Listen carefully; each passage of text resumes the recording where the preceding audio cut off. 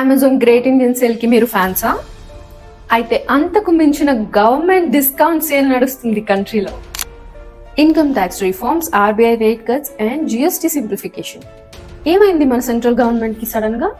ఈ విషయాలు తెలియాలంటే వీడియో ఎండ్ వరకు చూడండి, చెప్తాను. మొదటిగా ఇన్కమ్ ట్యాక్స్. ఈ ఇయర్ స్టార్ట్ లో అనౌన్స్ చేసిన న్యూ రూల్స్ ప్రకారం 12 lakhs, to be exact 12.75 lakhs వరకు practically no tax. Tax slabs unchanged ఉన్న రిబేట్ అండ్ డిడక్షన్స్ ని ఇంక్రీజ్ చేసి ఇండైరెక్ట్ గా మిడిల్ క్లాస్ వాళ్ళకి ఫ్రీ పాస్ ఇచ్చారు.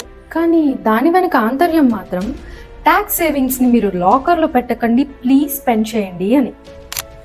సింపుల్ గా చెప్పాలంటే ఈ ఆఫర్ మీ మీద ప్రేమతో కాదు, ఎకానమీ వీక్ గా ఉందని స్ట్రాటజిక్ గా పీపుల్ చేత కన్స్యూమింగ్ ని పెంచడం. కట్ చేస్తే 2 months తర్వాత RBI cuts. Repo rate. RBI banks కి ఇచ్చే లోన్ ఇంట్రెస్ట్ దీన్ని 6.5 నుండి 5.5% కి తగ్గించారు. ఈ ఇయర్ లో 3 times నుండి తగ్గిస్తూ వచ్చింది ఈ రెపో రేట్ ని ఆర్బీఐ. దీనివల్ల మనకేంటి లాభం అనుకోవద్దు, ఎందుకంటే ఆర్బీఐ బ్యాంక్స్ కి లోన్స్ చీప్ గా ఇస్తే బ్యాంక్స్ మనకి లో ఇంట్రెస్ట్ కి లోన్స్ ఇస్తాయి. దీనివల్ల పీపుల్ కి ధైర్యం వస్తుంది లోన్స్ తీసుకోవడానికి.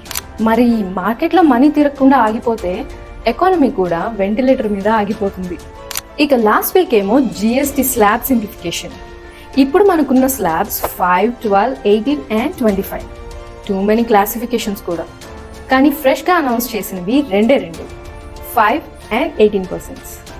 12% లో ఉన్న 99% గూడ్స్ ని 5% లోకి, 28% లో ఉన్న 90% గూడ్స్ ని 18% లోకి మూవ్ చేస్తున్నారు. Obviously with a special category of sin goods and luxury goods with 40%. Basic food items, non AC dining and daily goods అన్ని 5% జిఎస్టీ స్లాబ్ లోకి, and mobiles, appliances, EV chargers and solar items లాంటి goods అన్ని 18% లోకి. ఇప్పటి వరకు expensive గా కనిపించిన goods ఇప్పటి నుండి కొంచెం చీప్ గా కనిపిస్తాయి. సో మీరు కొనడానికి ఎగ్జైట్ అవ్వాలి, ఎకానమీ రన్ చేయాలి, అదే మాకు కావాలి అని సెంట్రల్ గవర్నమెంట్ బ్యాక్గ్రౌండ్ వాయిస్ అన్నమాట. సో ఫైనల్ గా మన గవర్నమెంట్ అండ్ ఆర్బీఐ ప్లాన్ ఏంటంటే, మనీ స్పెండ్ చేయండి, లోన్స్ తీసుకోండి, ఈఎంఐలు కట్టండి, అమెజాన్ లో యాడ్ టు కార్ట్ బదులు బై నౌ క్లిక్ చేయండి. దీనివల్ల వచ్చిన ఎర్లీ అవుట్కమ్ ఏంటంటే జూలై 2025 లో కన్స్యూమర్ ప్రైస్ ఇండెక్స్ లో డ్రాస్టిక్ చేంజెస్. ఇన్ఫ్లేషన్ 2024 తో కంపేర్ చేస్తే 6% నుండి జస్ట్ 1 to 2% కి పడిపోవడం ఆల్ టైమ్ లో ఇది. బట్ ఇన్ఫ్లేషన్ తగ్గడం అంటే డిమాండ్ కూడా లేకపోవడమే.